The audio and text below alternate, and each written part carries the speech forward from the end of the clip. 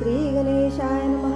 स्वामी सुताच्या गादीवरी कोण नेमावा अधिकारी, ऐसा प्रश्न सेवे करिता ती समर्थाते. तेव्हा बोलले समर्थ, सेवे करी असती सांप्रत. एक परी एकही मजला त्यात, योग्य कोणी दिसेना. जेव्हा येईल आमुच्या मानसी, त्या समयी मोर पाखरासी. अधिकारी नेमो गादीसी, चिंता तुम्ही न करावी. मोर पाखरा समर्थ म्हणती वेळोवेळा. रात्रंदिन तोची चाळा, मोठमोठ्याने ओरडती. आमुची कार्याची वीट, जतन करावी नीट. वारंवार म्हणती समर्थ, काकूबाई लागोणी. लपवणी ठेविले विटेसी, ती दिली पाहिजे आम्हासी. याचा अर्थ कवनासी स्पष्ट काही कळेना.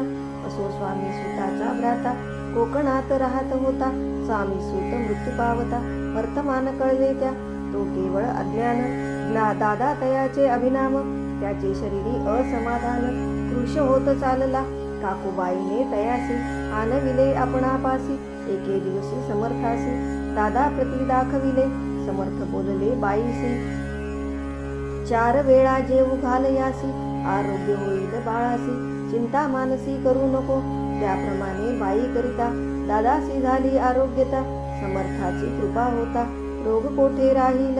हे जगाव मोगलाईत, तेथे नाना साहेब भक्त. त्यांनी बांधिला स्त्रीचा मठ, द्रव्य बहुत खर्चिले. स्त्रींची आज्ञा घेऊन सत्य, पादुका स्थापाव्या मठात. या कारणे अक्कलकोट येत, दर्शन घेत समर्थांचे. ते म्हणती काकूबाईसी, पादुका स्थापन करायासी. तुम्ही पाठवा दादासी, समागमे आमुच्या. बाई म्हणे तो अज्ञान, तशात शरीरी असमाधान. त्याची काळजी घेईल कोण, सत्य सांगा मज लागे. समर्थे वृत्त ऐकून म्हणती द्यावे पाठवून. बाळ आहे जरी अज्ञ, तरी सांभाळू तयासी. समर्थ पुनश्च बाईसी बोलले, त्यात तुमचे काय गेले. आम्हासी दिसेल जे भले, तेची आम्ही करू की. शेवटी मंडळी सांगाती, दादासी पाठविले केजे प्रती. पादुका स्थापन झाल्यावरती दादा आला परतोनी.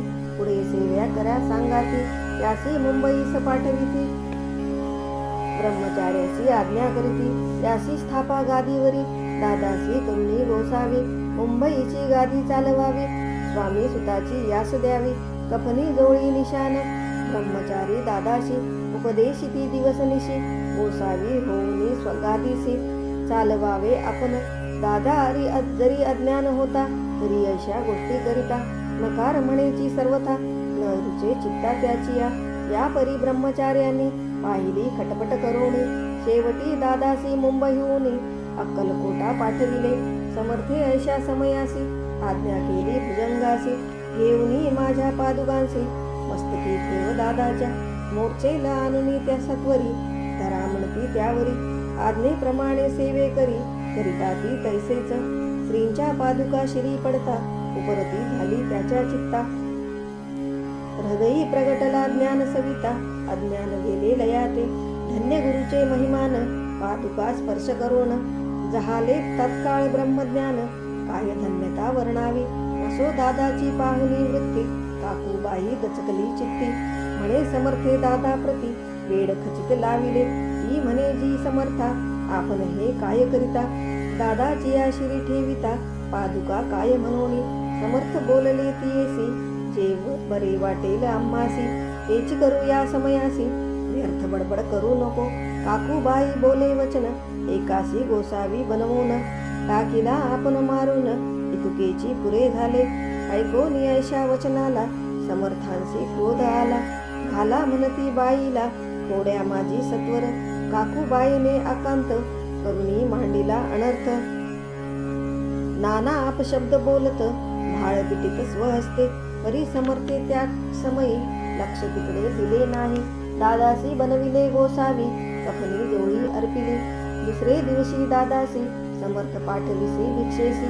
ते पाहुनी काकूबाईसी, दुःख झाले अपार. समर्थासी हसू आले, अधिकची कौतुक मांडिले. दादासी जवळ बोलाविले, काय सांगितले तयासी. अनुसूया तुझी माता, तिजपाशी भिक्षा माग आता. अवश्य म्हणोनी तत्वता, जननी जवळी पातला. ऐसे बाईने पाहोनी, क्रोधाविष्ट अंतःकरणी. म्हणे तुझी हे करणी, लोकापवादा कारण. ऐकोनी मातेची युक्ती, दादा तिज प्रती बोलती. ऐहिक सुखे तुच्छ गमती माते आजपासून पुत्रांचे ऐकोन वचन उदास झाले तिचे मन असो दादा गोसावी होऊन स्वामी भजनी रंगले काही दिवस झाल्यावरी मग आले मुंबापुरी स्वामी सुताच्या गादीवरी बसवली संस्था चालविली इति श्री स्वामी चरित्र सारामृत नाना प्राकृत कथा संमत आदरे भक्त परिसोत सदा प्रेमळ परिसोत अष्टदशोध्याय गोड हा श्रीरस्तु शुभं भवतु।